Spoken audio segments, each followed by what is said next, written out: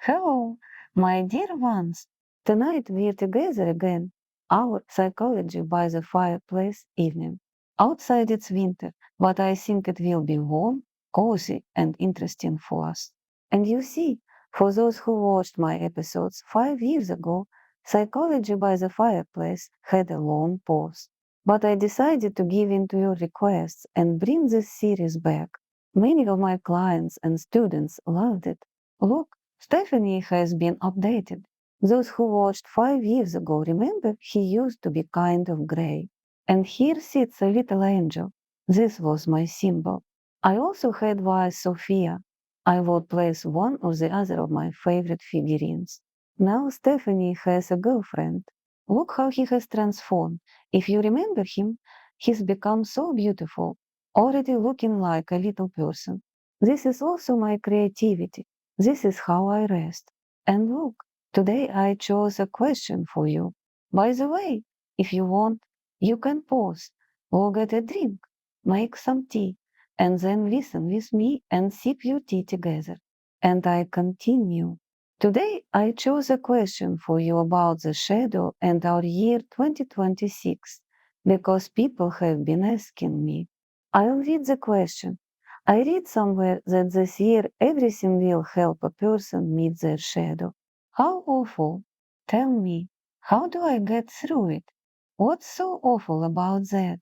Look, why do people often learn a term and then paint it in scary colors without understanding what it actually means in psychology as a science or in any other science?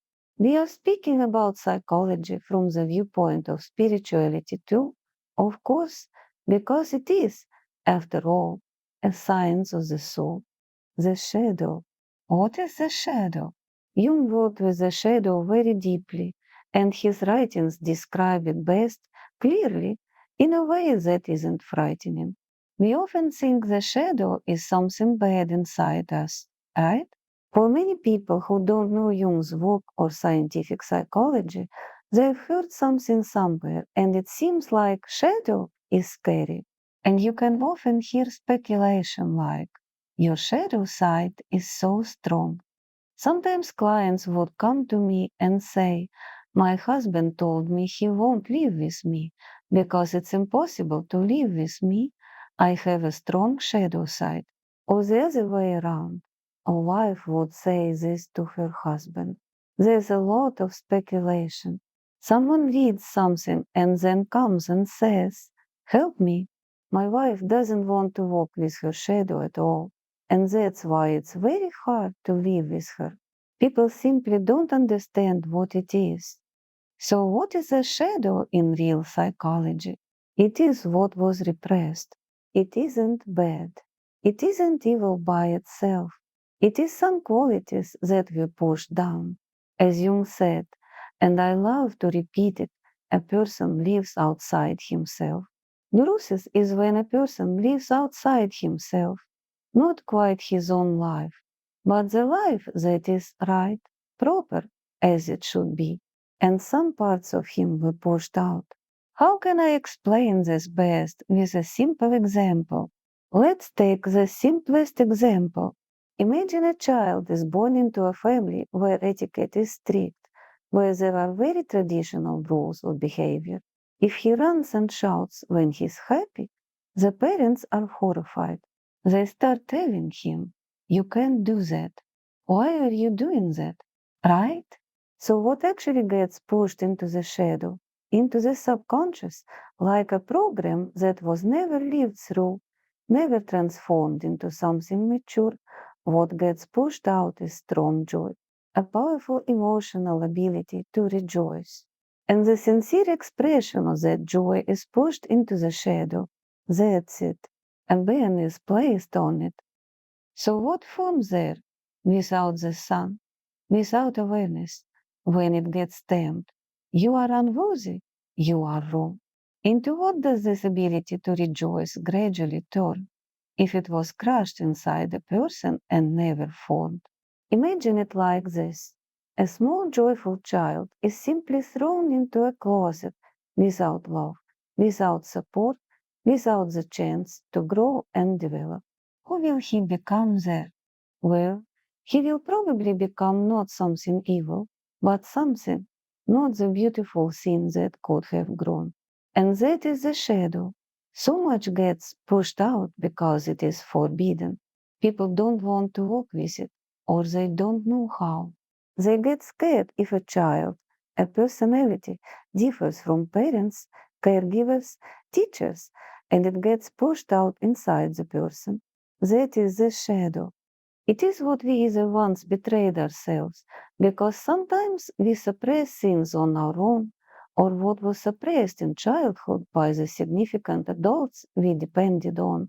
And then, as adults, we are often formed to not listen to our heart, our soul, but to live by rules. We betray parts of ourselves and push away our calling. Maybe even the people with whom we were truly happy, but for some reason we couldn't be with them.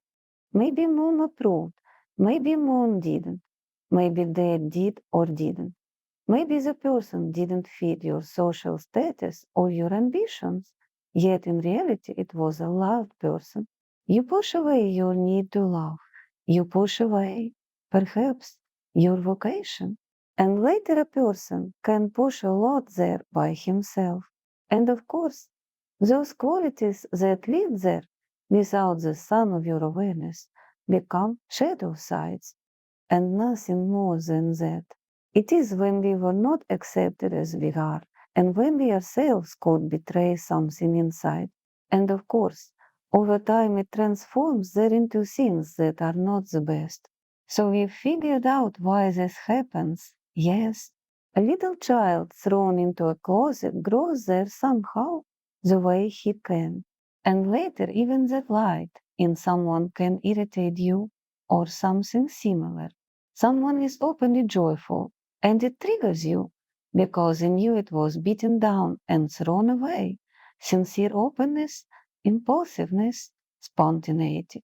And the person who had this pushed away, abandoned, shoved into that dark old closet, he will be irritated by it. And in him it may show up as aggression towards it, and he will be afraid of it and hide it even more inside himself. Although in reality, it's not dark aggression speaking in you at all. It is this longing for that crushed little child in the closet who knew how to rejoice, how to be spontaneous. And then it seems to irritate you in other people. This is how jealousy and envy are formed. In fact, if the year 2026 brings all of this to the surface, and it will bring it out, I already filmed a video about 2026.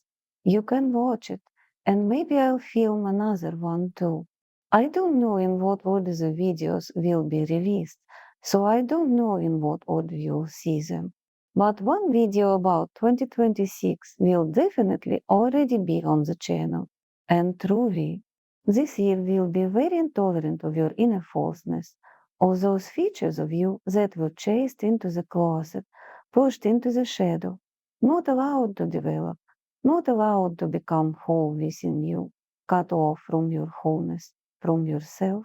This year will create situations, often crisis situations or difficult ones, so that all of this rises up and you finally become honest with yourself. But tell me, my dear ones, what is so awful here? In my opinion, it's wonderful. The time has simply come to meet everything that someone pushed out of you out of ignorance, of course. Mostly, parents do it out of care for you, because they faced the same upbringing themselves. Parents should still be thanked for their care, whatever form it took. The point isn't that. You are already an adult, since you can consciously ask such questions and reflect on the shadow. It means you are helping yourself with gratitude to this world, grateful that you have a chance, especially this year, to go through these lessons and finally reunite with yourself. And for that, you truly need great honesty. At least don't be afraid to admit that something irritates you, that you envy someone, that you feel jealous of someone. Do you see? Because if you keep closing your eyes to it, then you keep driving someone deeper and deeper into that scary closet in the hidden corners of your subconscious, and you don't give yourself the chance to make a leap into a completely whole, happy state. So you don't need to shut down. This is simply a year of honesty with yourself. Meeting the shadow side is simply a moment of truth, honesty toward yourself. If you feel envy towards someone, but you're even afraid to admit it to yourself, you simply envy because once, maybe, some of your desires were pushed out, while in that person they were not pushed out. They became formed, and because of that, they have more in their life. But you are so scared to confess this to yourself. You are afraid to allow yourself to be imperfect, and then you will never cope with it. You will envy. And instead of explaining it honestly, that you envy and you simply need to reconnect with one part of yourself, pull someone out of that dark closet and heal it inside, you will truly believe it's not envy in you, but that the other person is somehow nasty or undeservedly blessed by fate.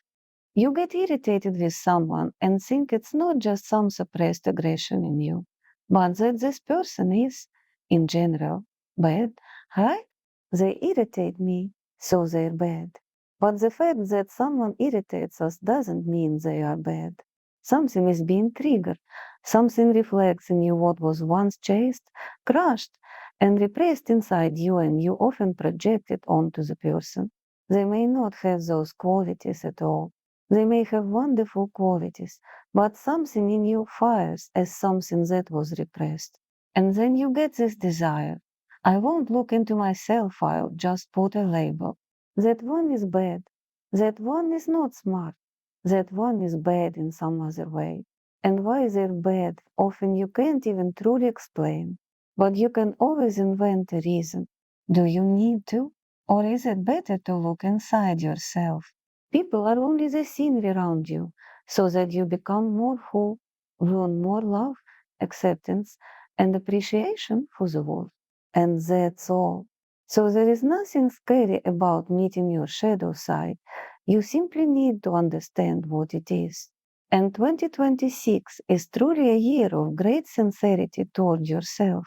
Don't be ashamed or afraid of your imperfections. No one is ideal. You are here to learn. And even a person who seems perfect by the rules, who thinks he doesn't envy, doesn't get jealous, never gets irritated, can become so absorbed in his own perfection that he becomes cold. And does anyone really need such a person nearby as someone warming, someone kind, someone compassionate? Maybe not ideal, but doing the main job, learning to love. He gives love, he gives warmth. The point is not perfection, not perfection at all, but that you are yourself. And in essence, a human being is warm and good. That's it, my dear ones. So don't be afraid of anything. It's simply time for sincerity with yourself, an entire year of a chance to become sincere with yourself and become whole. I truly wish this for you. And until we meet again, bye bye.